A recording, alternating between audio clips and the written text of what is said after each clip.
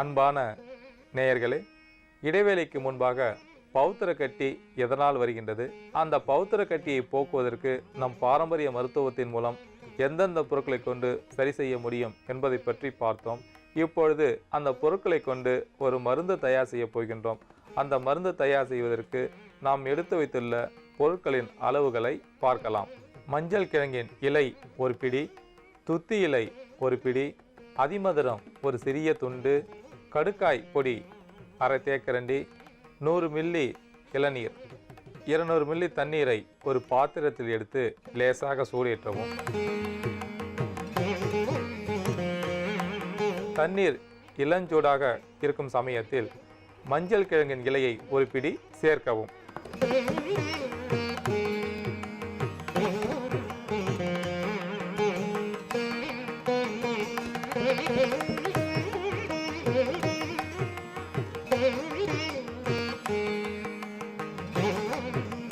இப்பொழுது துத்தி இலை ஒரு பிடி சேர்க்கவும்.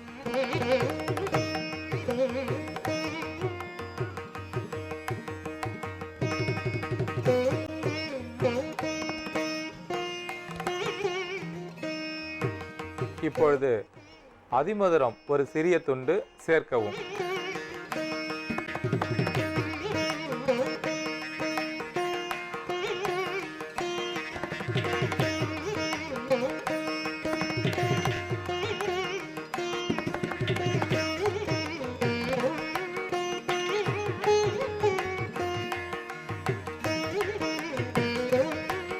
இப்பொழுது கடுக்காய் பொடியை சேர்க்கவும்.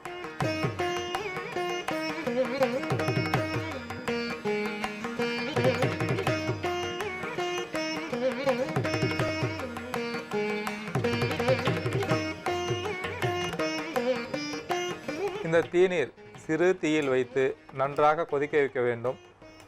மஞ்சள் இலையில் உள்ள சத்துக்கள் அந்த நீரில் கலக்க வேண்டும். மஞ்சள் இலையை சிறு தீயில் வைத்து சூடேற்றும் போது அதில் உள்ள சத்துக்கள் அந்த நீரில் நன்றாக கலக்கும்.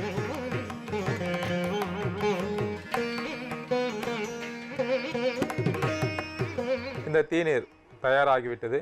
இப்பொழுது ஒரு பாத்திரத்தில் வடிகட்டி எடுத்துக்கொள்ளவும்.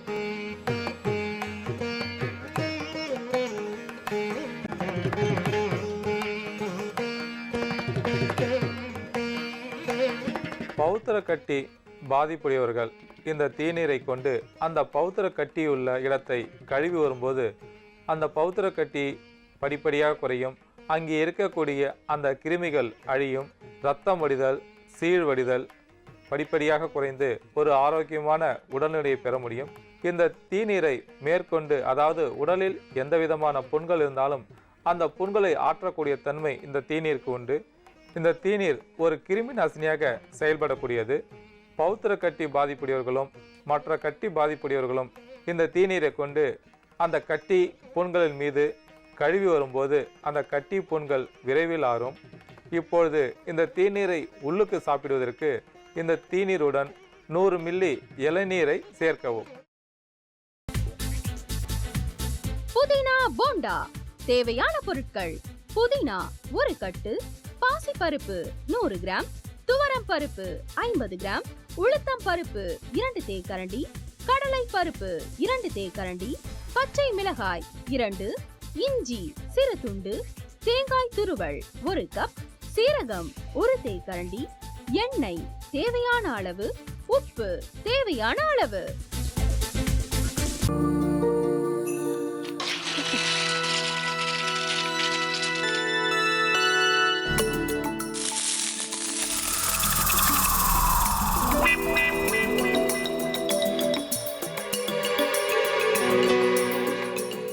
இந்த ஆம்லெட் பண்றதுக்குள்ள போதும் போதும் ஆயிடுது.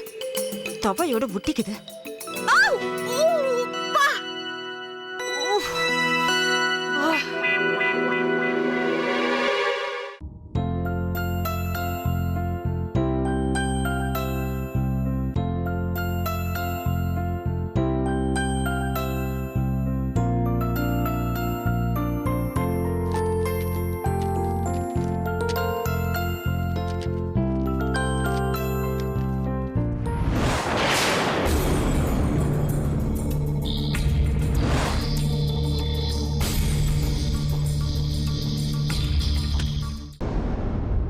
அமிர்தா இப்ப என்ன பண்ணிக்கிட்டு இருப்பாங்க? நாளைக்கு எல்லாரும் சேர்ந்து அவங்க வீட்டுல பொண்ணு கேட்கறதுக்காக போறோம்.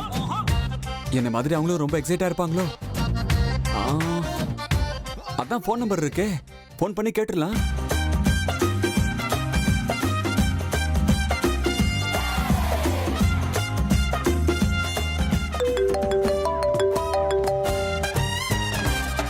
ஹலோ. ஆஹா, தேன் மாதிரி உங்க வாய்ஸ் ரொம்ப ஸ்வீட்டா இருக்குங்க.